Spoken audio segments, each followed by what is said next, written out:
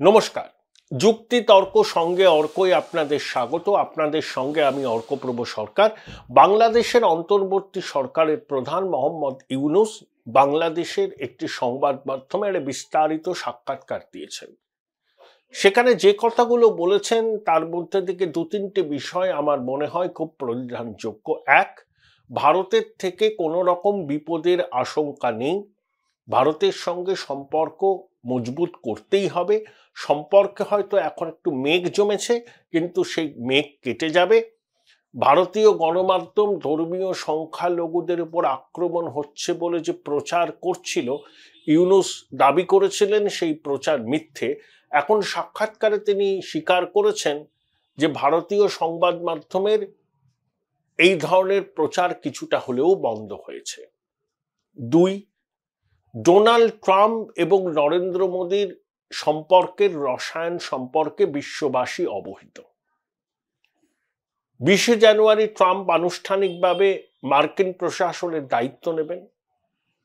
তার ক্যাবিনেটে অনেকে ভারত বন্ধু, যেমন বিদেশ সচিব Marco Rubio, national security adviser Mike Waltz, practising Hindu national intelligence director Tulsi Gabbard, FBI এর ডিরেক্টর কাশ প্যাটেল, ওদিকে বিবেক রামস্বামী, তারপর AI এর পরামর্শদাতা কৃষ্ণান, এরা সব আছেন।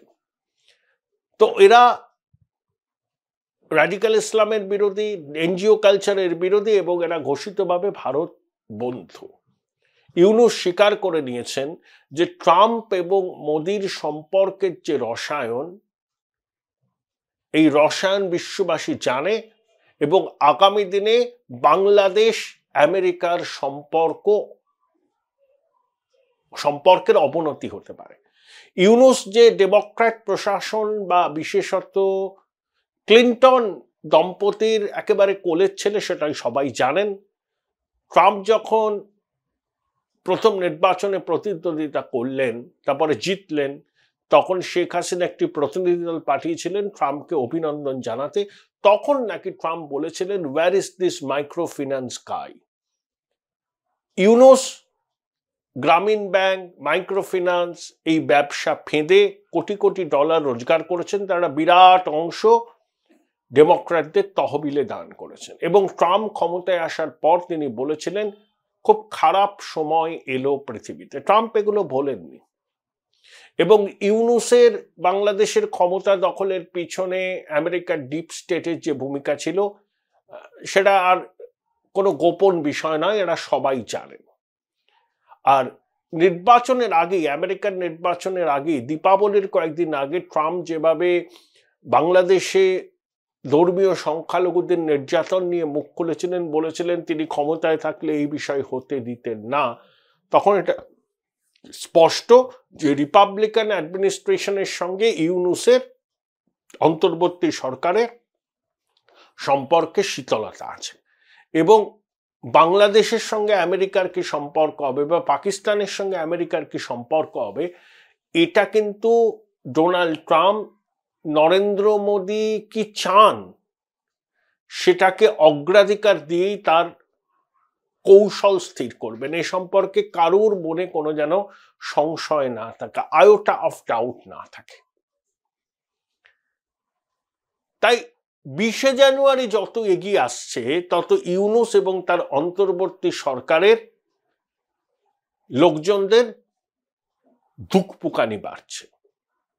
সেজন্য ইউনূস বলেই দিয়েছেন সাক্ষাৎকারে যে ভারতের দিক থেকে তিনি কোনো থ্রেট অনুভব করছেন না।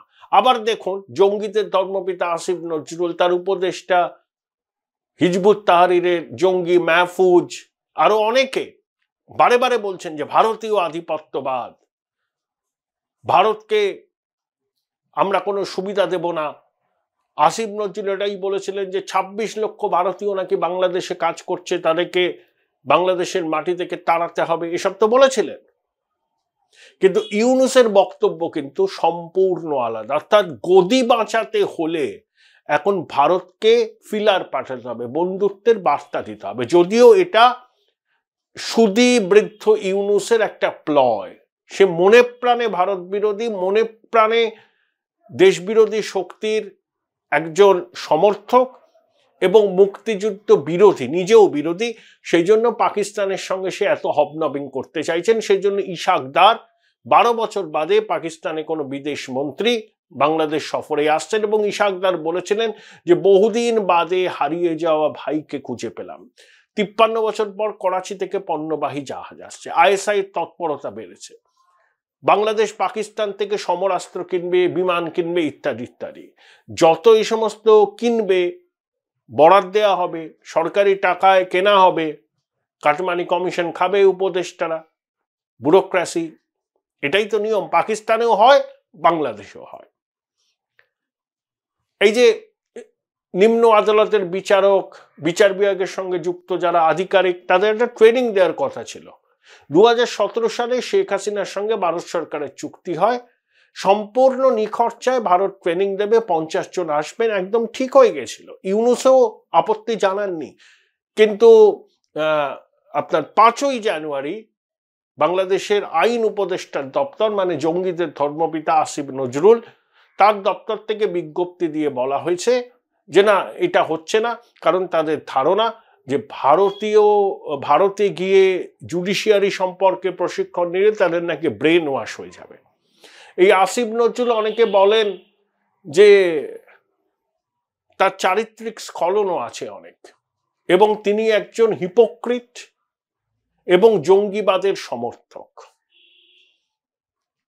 তাহলে যেই ইউনূস ভারত সম্পর্কে একটু নরম অবস্থান নিলেন, তখন দেখুন জঙ্গিদের ধর্মপিতা আসিফ নজরুল, এই যারা বিচার বিভাগের সম্পর্কিত মানুষজন যাদের ভারতে প্রশিক্ষণ নেওয়ার কথা ছিল, সফর চূড়ান্ত ছিল, সেটা বাতিল করে দিলেন। অর্থাৎ বাংলাদেশ একটা সুনির্দিষ্ট নীতি প্রণয়ন করতে পারছে না ভারত সম্পর্কে।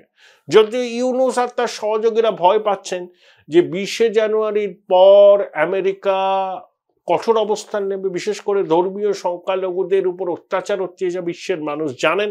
ট্রাম্প নির্বাচনের আগেই সরব হয়েছিলেন। 20শে জানুয়ারির পর ট্রাম্প কোন মূর্তি ধারণ করবেন সেটা সম্পর্কে ইউনূসের মনে সংশয় আছে। তাই ভারতকে তেল দেওয়ার জন্য ইউনূস বলেছেন যে ভারতের থেকে কোনো তিনি বিপদের আশা করছেন না। কিন্তু তার ছাত্ররা বলুন, তাদের উপদেষ্টারা বলুন, জামাত বলুন, হেফাজত বলুন, তারা সবাই ভারত বিরোধিতার জিগির তুলছেন, লোককে খেপাচ্ছেন, এবং এই ন্যারেটিভ বাংলাদেশের মানুষকে। Join Indian Institute of Hotel Management now. Right choice, right decision. খাওয়ানোর চেষ্টা করছেন। ইউনূস ভারতের সঙ্গে সম্পর্ক মজবুত করতে চান, ভারতের থেকে বিপদের আশা করছেন না, আর চিন্ময় প্রভু বিনা বিচারে জেলে আটকে আছেন। বহু সাংবাদিক, মানবাধিকার কর্মীর বিরুদ্ধে খুনের মামলা দেওয়া হয়েছে। চট্টগ্রামের মানুষ, সুপ্রিম কোর্টের বিশিষ্ট আইনজীবী, হিন্দু বৌদ্ধ খ্রিস্টান ঐক্য পরিষদের সভাপতি রানা দাশগুপ্তর বিরুদ্ধে খুনের মামলা দেওয়া হয়েছে। প্রায় 80 ছুঁই এই ভদ্রলোক। তাহলে ইউনূসের মুখে এক, কাজে এক, পুরোটাই দ্বিচারিতায় মোড়া। এই বৃদ্ধ সুদী বুঝতে পেরেছেন যে এইভাবে যে তিনি ক্ষমতা এনজয় করছেন, নিরাপত্তার ঘেরাটোপে থাকছেন, প্রধানমন্ত্রীর পদমর্যাদায় তিনি রয়েছেন, যদিও গণপ্রজাতন্ত্রী বাংলাদেশের সংবিধানে কোথায় আছে মুখ্য উপদেষ্টা কেউ জানে না। তাহলে এই সরকারটা অসাংবিধানিক, অগণতান্ত্রিক, মানুষের জনাদেশ নেই। কিন্তু ইউনূস জীবনের উপান্তে এসে একটা ক্ষমতা পেয়েছেন, তো সে ক্ষমতা তিনি ছাড়বেন কেন? বাংলাদেশের মানুষের স্বার্থ দ্বারা তার কোনোদিনই অগ্রাধিকার ছিল না। তার গ্রামীণ ব্যাংক, মাইক্রোফিন্যান্স, নিজের পরিবার পরিজন, সতীর্থদের স্বার্থ সুরক্ষিত রাখাই তার প্রায়োরিটি, এবং সেটা তিনি করছেন। এখন বুঝেছেন যে ট্রাম্প ক্ষমতায় আসলে তার গদি টলবল হতে পারে, সেই জন্য তিনি ভারত সম্পর্কে নরম বার্তা দিচ্ছেন। সাক্ষাৎকারে সেটাই তিনি বলেছেন। দেখুন, ট্রাম্প ক্ষমতায় আসলে আর একজন খুবই উৎফুল্ল হবেন। তিনি হচ্ছেন পাকিস্তানের জেলে বন্দী প্রাক্তন প্রধানমন্ত্রী ইমরান খান। রিচার্ড গ্র্যানুয়েল বলে এক ভদ্রলোককে স্পেশাল এনভয় হিসাবে ট্রাম্প নিযুক্ত করেছেন। তিনি নর্থ কোরিয়া, পাকিস্তান, বাংলাদেশ ইত্যাদি দেশের বিষয়গুলো নিয়ে দেখবেন। তার বিদেশ সচিব হওয়ার কথা ছিল, কিন্তু তিনি হননি, সেখানে ভারত বন্ধু মার্কো রুবিও হয়েছেন। তাই এই ভদ্রলোক বলেছেন যে ইমরান খানকে রাজনৈতিক প্রতিহিংসার জন্য জেলে পুরে রাখা হয়েছে।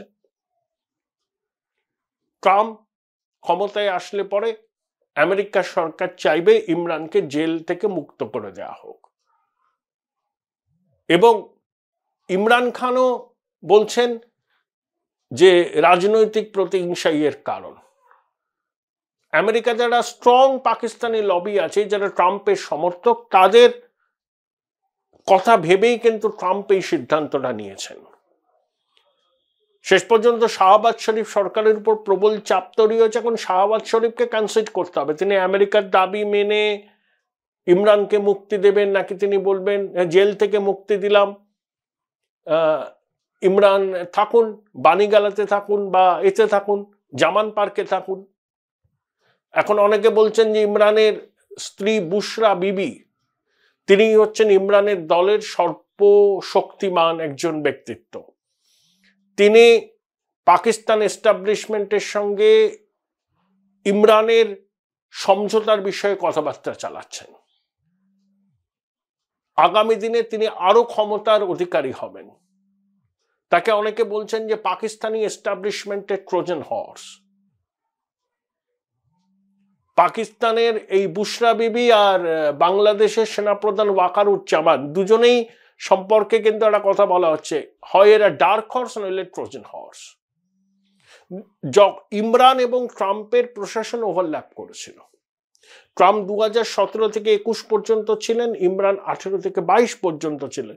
তার মধ্যে হোয়াইট হাউসে ইমরানকে আমন্ত্রণ জানিয়েছিলেন ট্রাম্প, প্রভূত প্রশংসা করেছিলেন। আবার ট্রাম্পই বলেছিলেন যে সন্ত্রাস বিরোধী কাজে আমেরিকার সাহায্য পাকিস্তান ঠিকভাবে কাজে লাগাচ্ছে না। তারপর তো সেনাবাহিনীর সঙ্গে ইমরানের গোলমাল। ইমরানের অভিযোগ ছিল যে আমেরিকা এবং ব্রিটেন সেনাবাহিনীর সঙ্গে হাত মিলিয়ে তাকে ক্ষমতাচ্যুত করেছে। 22 সালে তখন আমেরিকার ক্ষমতায় ডেমোক্র্যাট জো বাইডেন, ব্রিটেনে কনজারভেটিভ পার্টি, এখন বদলে গেছে, ব্রিটেনে লেবার, এখানে রিপাবলিকান। জেরমি করবিনের নেতৃত্বে ব্রিটেনের এমপিরা সরব হয়েছেন ইমরান খানকে যাতে ইমিডিয়েটলি মুক্তি দেওয়া হয়। ট্রাম্পের স্পেশাল এনভয়ও একই কথা বলছেন। তার কারণ হচ্ছে শাহবাজ শরীফ কিছু কিছু কাজ করেছেন, যেমন তিনি ব্রিক্সের সদস্য হতে চান, তিনি রাশিয়া থেকে তেল নেবেন, পাকিস্তান ইরান একটা অভিন্ন ইসলামিক কারেন্সি চালু করতে চায়। এরা ব্রিটেন আমেরিকা কারোর পছন্দ হয়নি, তাই তারা চাপ সৃষ্টি করছেন ইমরানকে মুক্তি দেওয়ার জন্য। তাহলে ট্রাম্প আনুষ্ঠানিকভাবে দায়িত্ব নেওয়ার পর দুটো দেশে পালাবদল হওয়ার সম্ভাবনা। এক, বাংলাদেশে ইউনূস সরকারের মেয়াদ শেষ হয়ে যাবে, his days are getting number. ইউনূসকে প্যারিস যাওয়ার বিমান ধরতে হবে, তার উপদেষ্টাগুলো হয় দেশ ছেড়ে পালাবেন, নইলে আগে যে কাজ করতেন সেই কাজে ফিরবেন। এবং পাকিস্তানে ইমরান খানকে মুক্তি দিতে বাধ্য হবে শাহবাজ শরীফের সরকার, যে সরকার টিকে আছে সেনাবাহিনীর সমর্থনে। অর্থাৎ ভারতীয় উপমহাদেশে আমাদের পড়োশী দুটো দেশে বড়সড় পরিবর্তন হবে ক্ষমতার ভরকেন্দ্রে 20শে জানুয়ারির পর, যখন ট্রাম্প আনুষ্ঠানিকভাবে আমেরিকায় দায়িত্ব গ্রহণ করবেন। এটা আজ করেই অন্তর্বর্তী সরকারের প্রধান ইউনূস নিজে গদি বাঁচাবার জন্যই ভারত সম্পর্কে মিষ্টি মিষ্টি কথা বলছেন। একটা কথা আছে না, দুরাত্মার ছলের অভাব হয় না। ইউনূস নামক দুরাত্মা শুধুমাত্র ক্ষমতায় টিকে থাকার জন্য হঠাৎ করে নিজের অবস্থান 180 ডিগ্রি বদল করেছেন। এই সুদি ইউনূসকে বিশ্বাস করলে আমাদের কিন্তু ফল ভুগতে হবে। আশা করি ভারতীয় এস্টাবলিশমেন্ট ইউনূসের whereabout সম্পর্কে সম্যক রূপে ওয়াকিবহাল। তাই ইউনূসের শুকনো কথায় আর চিরে ভিজবে বলে মনে হয় না।